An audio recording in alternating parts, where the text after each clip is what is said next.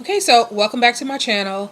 I actually went today is Sunday, February 18th. I went today to see Black Panther. So I called myself going on a Sunday thinking, okay, most of the people would have seen the movie by now. So I was expecting some people, but I was expecting to be able to spread out a little bit in the movie theater today. That was not the case. That movie theater was packed. As a matter of fact, they had the 11 o'clock showing in one theater. They had a 12 o'clock showing in the other theater. The 11 o'clock showing was sold out by the time I got there. And I got there at like 10:30 to buy the ticket. So the 11 o'clock showing was sold out. The 2 o'clock showing was already sold out. I think the 7 o'clock showing was already sold out.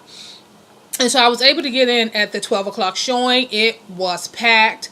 I mean, you had the odd rude person coming in late. They had their phones, using their phones as flashlights. People brought their children, their young children, who was, it was just, even with all that, excuse me, I still enjoyed the movie.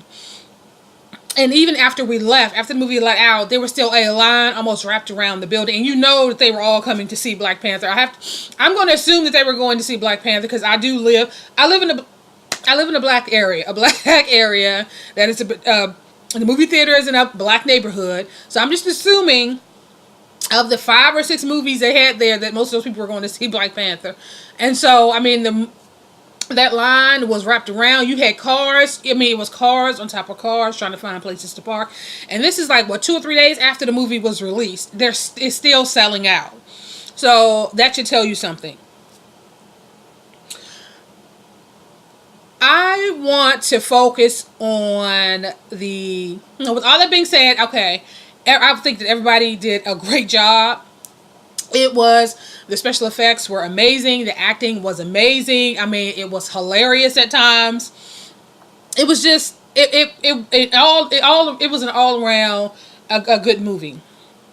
But I wanted to focus on the 4 women in T'Challa's life. So you had Angela Bassett, who played Ramonda, who was his mother, who, oh my God, at 60-something years old is just absolutely breathtaking. She always looks amazing. It's like they said, black don't crack. Angela Bassett, you can never go wrong with Angela Bassett. She's always been a powerhouse on the screen. Just an amazing all-around actress. And she played the hell out of Ramonda, T'Challa's mom. She was the older, wiser woman. I mean, she had buried her husband. Her son is now taken over. He was still fairly young, and so he still needed her counsel. And, the thing is, I liked about her is that she offered her counsel, but it wasn't in a way that was overbearing. She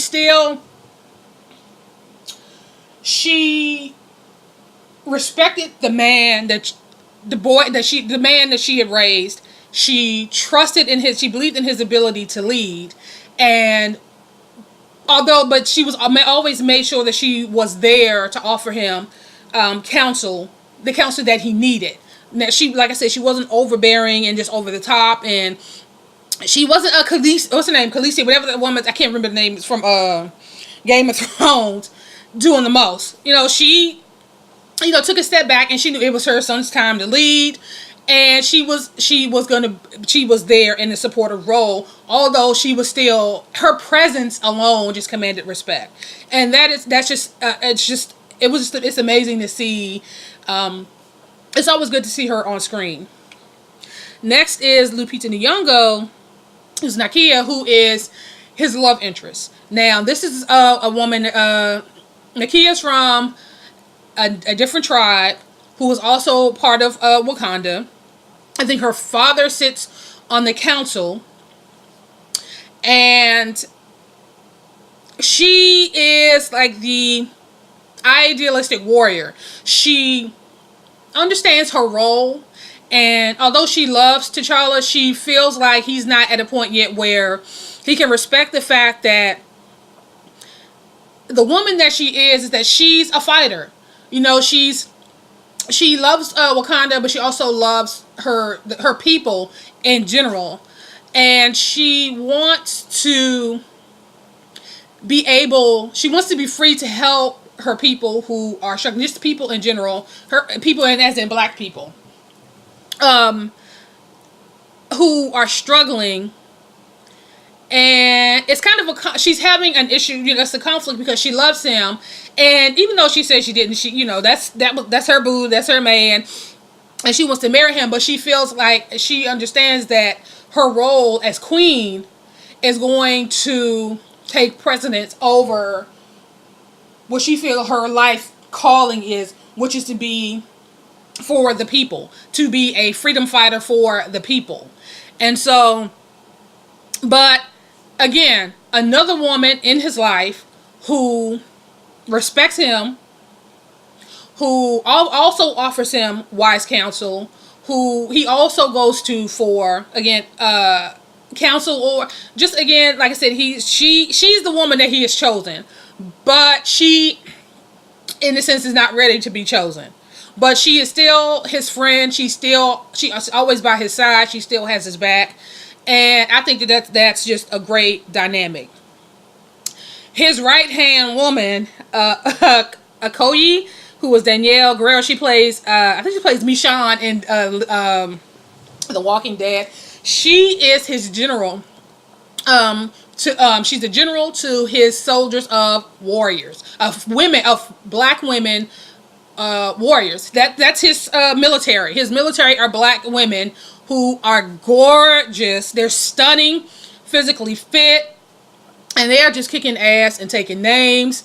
They will fight and die for him, and that, again, that goes to the level of respect that that he has garnered just for being the type of man that he is.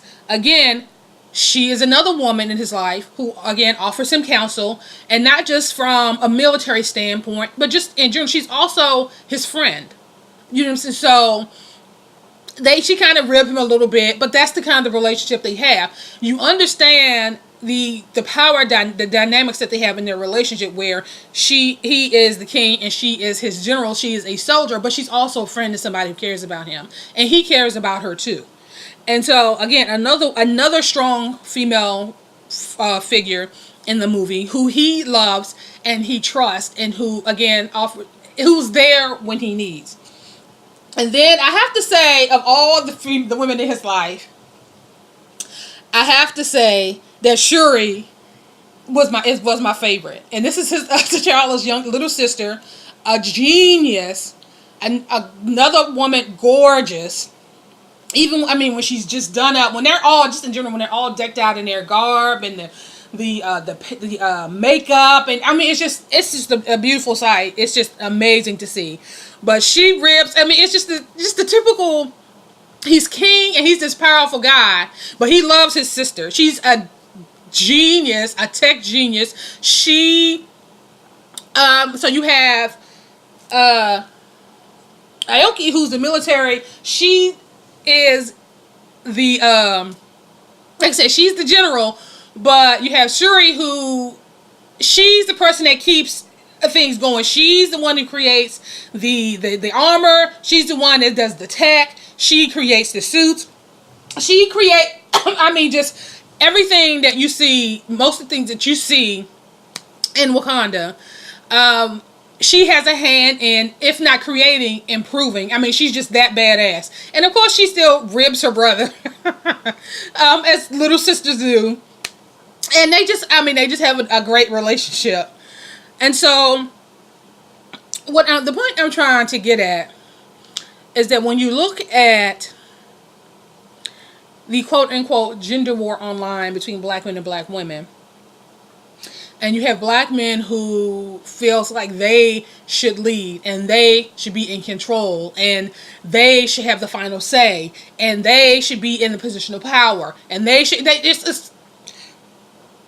I look at this movie and I look at T'Challa, who is the king, and his power is known. He's not this 7-foot muscular guy walking around, just stomping around, wanting to be seen and heard. He is a kind of, I don't know, I don't even think he's 6 feet. He might be, I don't know. His presence commands attention. His presence, without him even uttering a word. It's just his being is who he is. He doesn't have to stomp around like, I'm the king, I'm the king. You need to respect me. I'm the king. I'm the leader. I run this shit. It's not that kind of, it's not who he is. And that plays a role in how the women in his life perceive him. He's not a tyrant. He's the king, and of course he has the power to make whatever he wants to happen. But the thing that makes him king and the thing that makes him the man that he is are the women in his life who are always by his side, who always offer him counsel.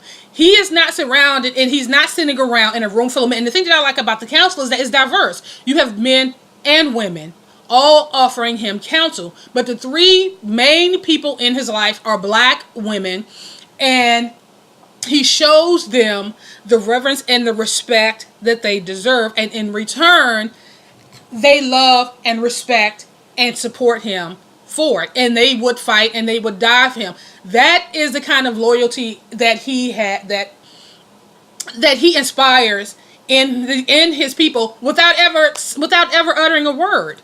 It's just who he is.